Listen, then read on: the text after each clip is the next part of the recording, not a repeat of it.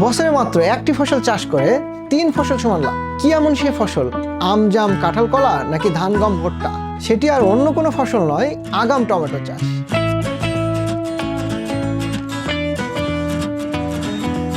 আগাম টমেটো চাষ করতে গেলে যে বিষয়গুলো মাথায় রাখতে হয় সেই বিষয়গুলো নিয়ে সম্পূর্ণ আকারে এই ভিডিওটি তৈরি করা হচ্ছে।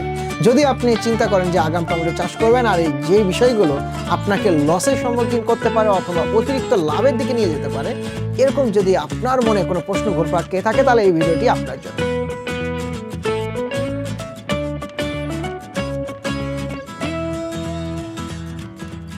প্রথমে যে জিনিসটা মাথায় রাখতে হবে, প্রত্যেকটা ফসলই নির্দিষ্ট সময় থাকে। অতিরিক্ত আগাম যদি আপনি চিন্তা করেন তাহলে কিন্তু ফসল উৎপাদন দিবে না। আপনি যদি আগাম টমেটো চিন্তা করেন তাড়াহুড়া না করে একদম কমপ্লিটলি আপনি আগস্টের 20 তারিখের পর থেকে অক্টোবরের ফার্স্ট উইক পর্যন্ত এর মধ্যে যে মূল জমিতে যে চারাটা রোপণ করবেন এটাকেই আমরা আগাম টমেটো বলতেছি। কারণ এই সময় যদি আগাম চারা রোপণ করা যায় তাহলে অবশ্যই আপনাকে মার্কেটে যে সময় নিয়ে আসবেন এই সময় তুলনামূলক সিজনের 1 থেকে 1.5 মাস আগে আপনার টমেটো আসবে। আর যেটা বিক্রি করে আপনি নিশ্চিন্ত থাকতে পারেন, দাম নিয়ে আপনার কোনো ভাবতে হবে না এবং অবশ্যই প্রফিট 2 থেকে 3 গুণ 4 গুণ পর্যন্ত হতে পারে। আমরা গ্রাফটিং চারা লাগাবো নাকি মাটির চারা লাগাবো নাকি কোকোপিটের চারা লাগাবো, এইটা নিয়ে সবচেয়ে বেশি আমাদের কনফিউশন। হাজার হাজার টাকা খরচ, বাট দিন শেষে আউটপুট জানি না। গ্রাফটিং টমেটো চারা আপনি কেন চাষ করবেন? আমরা মনে করি যে গ্রাফটিং টমেটো চারা মানেই দুনিয়ার কোনো রোগ বালাই এই চারাতে আসবে না, এই ফসলে আসবে না, আমরা এমনই চিন্তা করে থাকি। কিন্তু আসলে গ্রাফটিং চারার সুবিধাটা আসলে কি? রুট টাইপের যে ডিজিজগুলো হয়, অর্থাৎ ফিউজিরাম উইল্ট বা ব্যাকটেরিয়া উইল্ট নামে যে জীবাণুগুলো থাকে, এই জীবাণু কিন্তু রেজিস্ট্যান্ট গ্রো করে আপনি যখন তিত বেগুনের গোড়াটার উপর, মানে গোড়ার সাথে টমেটো মাথা গ্রাফটিং বা কলম করবেন। বাট এটা শুধুমাত্র আপনাকে ফ্যাসিলিটিস দিবে ফিউজিরাম উইল্ট এবং ব্যাকটেরিয়া উইল্ট, এই দুইটা জীবাণু থেকে আপনার ফসলকে সুরক্ষিত করবে। কিন্তু আপনার পরবর্তী ফলন বা উৎপাদন নির্ভর করবে আপনার কোন ধরনের সায়ন ইউজ করেছেন তার উপরে। সো এখানে আর এক্সট্রা কোনো বেনিফিট পাওয়ার কোনো সম্ভাবনা নাই।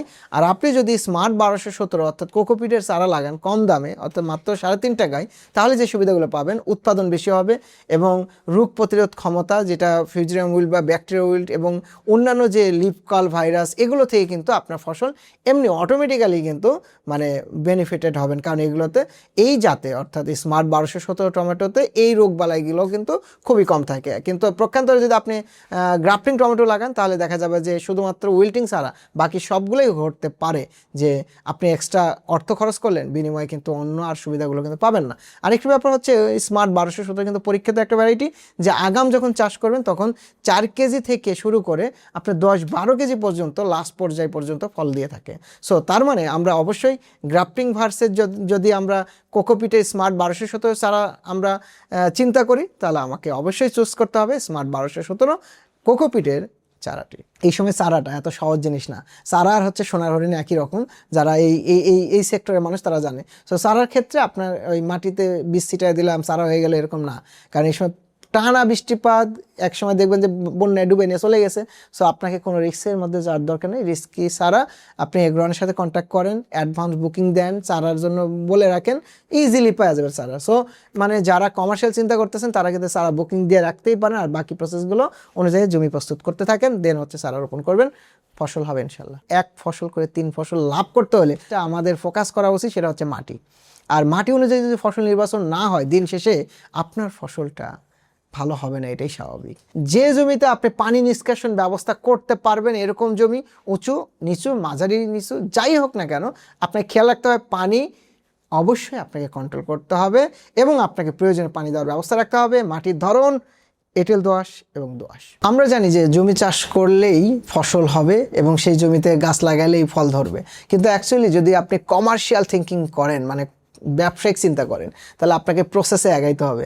একদিনে যেমন কোটিপতি হওয়া যায় না, ঠিক তেমনই ফসলের জমিতে হাল চাষ দিয়ে সার বুনে দিলেই আর গাছ থেকে বেশি ফলন পাওয়া যায় না। অ্যাকচুয়ালি যখন আপনি আগাম টমেটো চাষ করতে যাবেন, বৃষ্টিপাত হবে, ঝড় হবে, রোদ হবে, অনেক কিছু হ্যাজার্ড থাকবেই। এই টোটাল প্রক্রিয়া কমপ্লিট করতে আপনাকে 10 থেকে 12 দিন, 15 দিন, 20 দিন পর্যন্ত লাগতেই পারে। সো আপনাকে অবশ্যই টোটাল স্টেপটাকে আপনি কমপ্লিট করে যেতে হবে। সেই ক্ষেত্রে আপনার যেটা করণীয় সেটা হচ্ছে যে আপনার প্রতি তো আছে জমি, ধান চাষ করা হয়েছে বা যে কোনো ফসলই চাষ করা হোক না কেন, আপনার জমিটাকে পিএইচের মানটাকে আপনার ধরে আগে ব্যালেন্স করে নিতে হবে। সেই ক্ষেত্রে আমরা কি করতে পারি, পিএইচের মানটাকে ঠিক রাখার জন্য আপনি নর্মালি যদি চিন্তা করেন আপনার উত্তর অঞ্চলে যে জমিগুলো আছে এগুলো সবই অম্লীয় মাটি। অ্যাসিডিক মাটি বা অম্লীয় মাটি মানে হচ্ছে এর পিএইচ এর মান 5.5-এর নিচে। কিন্তু আমরা যেটা দেখি যে উত্তর অঞ্চলে ম্যাক্সিমাম মানে পিএইচ এর মানে হচ্ছে 4.2, 4.3, 4.4 এরকম। তার মানে এই জমিতে আপনি যখন টমেটো লাগান, এই টমেটোর আদর্শ পিএইচ কত? আপনার মিনিমাম 5.8 থেকে 6.5 বা 6.8 পর্যন্ত, এটা হচ্ছে আদর্শ টমেটোর জন্য। সো আপনাকে সেটা নিশ্চিত করতে হবে, না হলে কিন্তু আবার কি নিউট্রিশন যা দিবেন মানে সার যাই দেন গাছে খাইতে পারবে না। আপনি যদি শতক প্রতি 3 থেকে 4 কেজি করে চুন ব্যবহার করেন তাহলে আপনার এটা ব্যালেন্স আসবে। দুইটা কাজ করবে, একটা মানে পিএইচ এর মানটাকে লেভেল করবে, আর একটা হচ্ছে মাটি শোধনের ক্ষেত্রেও কাজ করবে। আর একটা ব্যাপার আছে সেটা হচ্ছে ক্যালসিয়াম। আমরা দেখবো যে টমেটোতে ব্যাপক পরিমাণে ওই যে নিচের দিকে যে কালো হয়ে যায়, মানে টমেটোর নিচের সাইডে তলা পচা লাগে, এটা কিন্তু ক্যালসিয়ামের ডিফিসিয়েন্সি একটা বড় কারণ। সো সেই ক্ষেত্রে আমাদের মাটিতে তখন ক্যালসিয়াম অ্যাড করবে, সালফার অ্যাড করবে, এবং দেখা যাবে যে আমাদের গাছে হেলদি হবে এবং ফার্টিলাইজার যা দিবেন তাই প্রপারলি গাছ গ্রহণ করতে পারবে। তো তার মানে এই কাজটা করতে হবে যখন আপনি জমি আল বাঁধা বলে যেটাকে, চারিদিকে আল বেঁধে দেন শতাংশে 3 থেকে 4 কেজি হারে ডলোচন ছিটাবেন, তারপরে আপনি চাষ দিয়ে দিবেন, দিয়ে কাদা চাষ বলে যেটাকে, ধান চাষ দেওয়ার আগে যেরকম করে সেভাবে রাখলেন, মাটি একটু হালকা শুকাইলো, তারপর আবার চাষ দিবেন। তখন আপনি যে কি করবেন, ক্রপ মাস্টার জৈব সার যেটা বলে সেটা দিয়ে দিবেন। দিলে কি হলো, মাঝখানে হয়তো 1 সপ্তাহ গ্যাপ, তারপরে আপনি আসেন, এর ফাঁকে কিন্তু আপনাকে হয়তো রোদ পাবেন, আবার এর মধ্যে বৃষ্টি হবে। এই রোদ যখনই পাইলেন তখনই আপনাকে ফাইনাল চাষগুলো দিয়ে এরকম 4টা 5টা 6টা 7টা পর্যন্ত চাষ লাগতে পারে। লাস্ট চাষে যে আপনার অন্যান্য রাসায়নিক সারগুলোকে সুন্দর করে নিউট্রিশন, ব্যালেন্স নিউট্রিশন দিতে হবে। আমরা কি করেছি, প্রথমে চুন দিয়েছি, চুন দেওয়ার হয়তো 1 সপ্তাহ পরে আমরা ক্রপ মাস্টার বা জৈব সার দিয়ে আরেকটা চাষ দিয়ে দিয়েছি।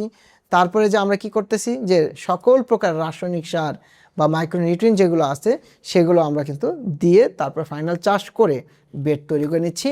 বেড তৈরি করার পরে আমি আসলে গাছটা কবে লাগাবো, বেড তৈরি করে তো আমরা চিন্তা করবো মালচিং বিছিয়ে দিলাম আর গাছটা লাগাই দিই, এই কাজটা করা যাবে না। মিনিমাম আপনাকে 5 থেকে 7 দিন গ্যাপ দিতে হবে। তার মানে টোটাল আপনি ওই যে প্রথম চাষ চুন দেওয়া থেকে শুরু করে এই পর্যন্ত 20 দিন 15 দিন পর্যন্ত আপনার সময় লাগতে পারে। সেই সময়টাকে হাতে রেখে, মাথায় রেখে দেন আপনাকে টাইমটাকে নির্বাচন করতে হবে। কারণ আগস্টের 20 তারিখের পর থেকে অক্টোবর ফার্স্ট উইক, তার মানে এর মধ্যে আপনাকে চারা রোপণ জমিতে করতে পারলে আপনি 1 ফসল করে 3 ফসলের টাকা পাবেন। সো এই টোটাল প্রক্রিয়াটাকে আপনি যদি মাথায় রাখতে পারেন, এই টমেটো চাষ করে আপনার লস হবে এটা ইম্পসিবল ইনশাআল্লাহ।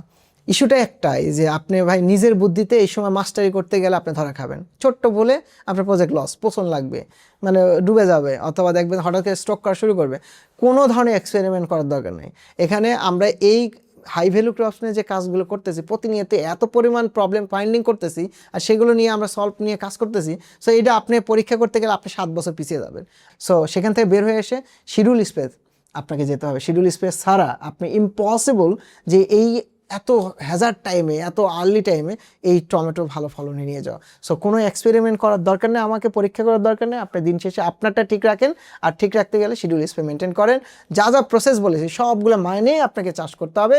এটাই ভালো, এটাই সম্ভাবনা। বাংলাদেশের প্রেক্ষাপটে এই 2.5-3 কোটি মানুষের কর্মসংস্থান যদি করতে চাই তাহলে হাই ভ্যালু ক্রপস কৃষিতে আসতে হবে, ছোট ছোট এন্টারপ্রেনার তৈরি করতে হবে, দিন শেষে তাদেরকে ট্রেন আপ করে সার্ভিস দিয়ে টিকে থাকতে হবে। আর সেই জায়গাতে কিছুটা কন্ট্রিবিউট করতেছে এগ্রন, আশা করি আপনার জন্য ভালো হবে।